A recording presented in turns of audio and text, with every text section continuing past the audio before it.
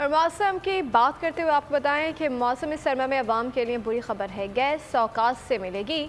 हुकूमत की इंतजामी कारकर्दगी का नमूना सोई नॉर्दर्न गैस कंपनी के मुताबिक घरेलू सार्फिन को सिर्फ 3 औकात गैस मिलेगी। सनती और कमर्शियल सेक्टर को भी गैस सप्लाई में मुश्किल होगी। सोई सिद्धन अभी तक गैस लोड मैनेजमेंट प्लान तैयार करने में नाकाम है।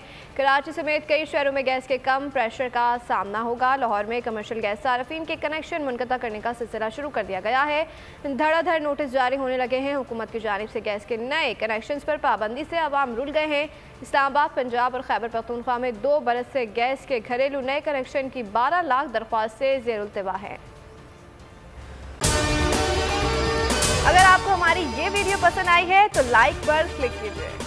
PTI का हकीकी आज़ादी मार्च सिर्फ बोल दिखा रहा है। 24 घंटे हकीकी आज़ादी मार्च, सबसे ज्यादा रील्स और सबसे ज्यादा रेटिंग्स के साथ बोल रहा नंबर 1। सब्सक्राइब करें और बेल दबाएं ताकि कोई खबर रह न जाए।